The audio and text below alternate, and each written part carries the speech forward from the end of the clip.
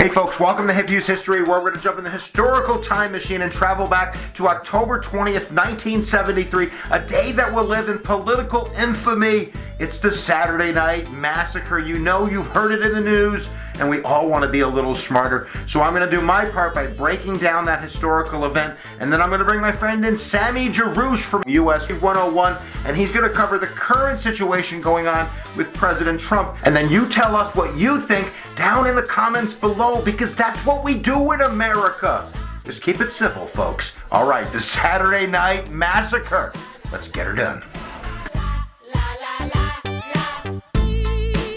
So, of course, context is everything, and if we're talking about the Saturday Night Massacre, the context is Watergate. Now, Watergate occurred the previous year, June 17th, 1972. Some Republican hacks that work for the president, they're called the Creeps, the Committee to Re-elect the President, or the Plumbers, are going to break into the Watergate Hotel to try to wiretap, to bug the Democratic National Committee offices, and they're going to get arrested. And it's going to take a long time for that to attract the attention of the press and eventually Congress. And this gets investigated in the House Committee on the Judiciary. And this is important because it's controlled by Democrats. It's the opposition party. So by June of 1973, they're going to get the Attorney General and the Deputy Attorney General. The Attorney General was Elliot Richardson. The Deputy Attorney General was William Ruckelshaus.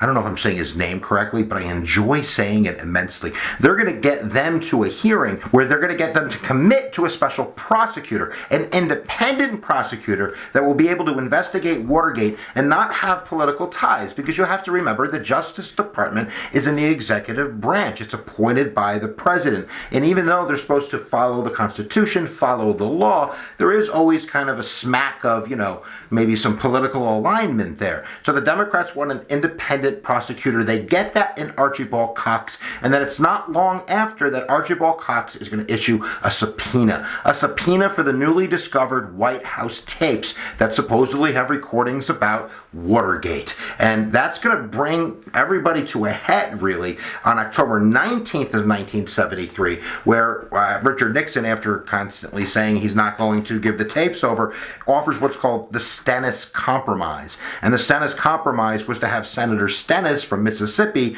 listen to the tapes for Archibald Cox and then write a summary. The problem is Stennis is hardcore deaf, so of course that's going to help Richard Nixon. And we find out that on those transcripts there's 18 and a half minutes of missing tape, and this was attributed to the secretary, the personal secretary of Richard Nixon, of hitting the wrong foot pedal. Later we found out there were 5 to 9 gaps that added up to that, and of course many people believe that they were purposely erased. But either way, Archibald Cox is going to be like, what you talking about? I'm not going to take transcripts. I want the tapes. The subpoena's going forward. And then the next day, as they break for the weekend, everybody's like, oh, we'll find out what happens next week. Richard Nixon makes his move on that Saturday, October 20th, 1973, where he orders the appointed Attorney General, Elliot Richardson, to fire the special prosecutor. And the Attorney General says, no, I promised the House Committee that I would not fire him without cause. He has given no cause. So Attorney General Elliot Richardson resigns. And then he orders the Deputy Attorney General to do the very same thing. And Ruckelshaus is like, no, I will not do so. And like Richardson, William Ruckelshaus resigns. And then finally we get to the Solicitor General, who had never made that committee to the House Committee. This is a guy you might have heard in political science, Robert Bork. And the story is, Robert Bork has said, he is since deceased, that Nixon offered him a seat on the Supreme Court if he would do the firing, because he was third in line, and they swore him in as Attorney General. Bork kind of regretted it. He said he felt pressure to do it. He didn't want to do it, but he felt that there was a valid order from the president, so he fired Archibald Cox. And that, my friends, is the Saturday Night Massacre. So why don't we clean up this mess and look at the results really fast. So So the effects are immediate. In the next few days, the House is going to introduce impeachment articles. They're not going to go through to the next year, but a plurality of Americans supported impeachment after the Saturday Night Massacre. And it's not going to matter because Robert Bork is going to end up appointing another special counsel who's going to continue to do that work and subpoena the tapes and eventually bring Richard Nixon down in 1974. Now, the long-term effects in 1978 would get the Government Ethics Act, which is going to create a new independent special prosecutor, which is going to exist outside the reach of the Justice Department and the White House itself. That's going to result actually in a whole long stay for a man by the name of Kenneth Starr, who kind of went after Bill Clinton for years and years and years. That was almost seen as being too much of an interruption in the job of the president, so that was allowed to expire in 1999, and now we find ourselves in kind of a similar situation that I'm going to let my friend Sami Jarroush explain from US 101, because I'm not going to touch Trump with a 10-foot pole, but Sami is going to touch him. That was a little creepy. Sami, why don't you tell my friends about what's going on today? You know something, Hughes? This is the second time that we've collaborated, you and I, and this is the second time that we've discussed something in American history that has the word massacre in it. I'm starting to think that there's a growing pattern here. Anyways, what's up, everybody?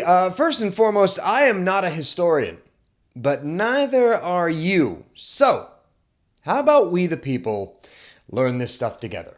My name is Sami Jarroush, the host of US 101, a weekly show that discusses American history. So Hughes broke down Nixon's Saturday Night Massacre, which will now be the name of a party that I hold at my apartment every single Saturday night. But how does that compare to Trump's firing of former FBI Director James Comey? Let's break it down. So Nixon asked both the Attorney General and the Deputy AG, Richardson and Ruckelshaus respectively, to fire Archibald Cox, who was the special prosecutor that was looking into the Watergate scandal. Both the AG and the Deputy AG refused, and they tendered their resignations. Meanwhile, in Trump's world, the letter that Trump sent to Comey letting him know that he was fired stated that Attorney General Jeff Sessions and Deputy AG Rod Rosenstein recommended that Comey be let go. This, by the way, happened after Comey had testified before a congressional panel that he sometimes felt nauseous knowing that he could have helped swing the election in Trump's favor. Furthermore, back in March, Comey announced that the FBI would be investigating whether Trump's campaign and the Russians had colluded to make sure that Trump did become president. Now, knowing all of this, many everyday Americans, journalists, political pundits, and others have started saying that this is nothing more than a cover-up. They say that Comey had upset Trump, therefore the president decided to fire the man who was investigating his campaign in order to stop him from doing so. But to be fair, Trump's administration had stated reasons as to why Comey was fired from his position. Trump himself said that Comey was not doing a very good job, and on top of that, the administration had said that he had bungled many things, like, for example, looking into Hillary Clinton's email scandal during the campaign. However, that doesn't really make all that much sense considering that during the campaign, Trump was the one that was praising Comey for looking into Hillary Clinton's emails to begin with. Furthermore, back in January, Trump had decided to keep James Comey as head of the FBI. And in his letter to Comey, Trump thanked him for letting him know 3 specific times that he wasn't under investigation. Additionally, when Trump was asked about the firing, he said that he was going to get rid of Comey even before he got recommendations from the Attorney General and the Deputy AG. Are you still able to follow along with this? I mean, do you see how frustrating this can be regardless of whether you support Trump or not? I mean, a president of the United States should not make our lives, the American people, seem this confusing. I don't even remember the name of my dog anymore. Mike, Eric, Donald Jr., Barron, he's never going to come to me again. Oh, and here's the really fun part. You remember that tweet that Trump sent to James Comey that said, quote, James Comey better hope that there are no tapes before he starts leaking to the press. 3 things about that tweet. 1, I still don't think Trump has fully grasped how air quotes work. I mean, why did he put tapes in air quotes? What else could tapes mean besides, tapes? Secondly, why would you threaten somebody like that after you fired them? Mr. President, you do know that the government is not the Godfather, right? And thirdly, after that tweet came out, Trump's press secretary and shrubbery aficionado Sean Spicer refused to confirm or deny that there is recording equipment inside of the Oval Office. Now, naturally, Democrats and liberal snowflakes all across the country are crying, pleading for Trump to be impeached and for there to be an independent investigation into his campaign and Russia. But unlike in Nixon's time, when impeachment proceedings started happening a few months after the Saturday Night Massacre, I don't really think that this is going to happen here. The Republicans now have the White House, they have the House of Representatives, and they have the Senate.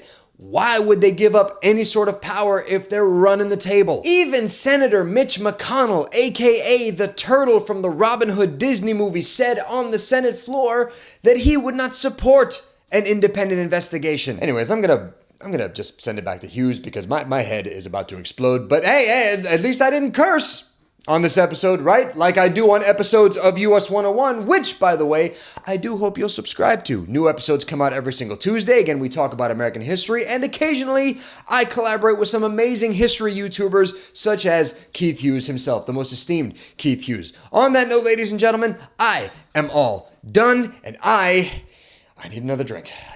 Keith? All you, kid. Ugh. So thank you, Sami Jarroush, History 101. You folks should go subscribe to him because his videos are particularly awesome, and I thank him for giving the skinny on Trump. But now that you've heard what the Saturday Night Massacre was and kind of a summary of what's going on today, you folks tell me down in the comments below, is Trump Nixon? I guess that's the question I want to ask.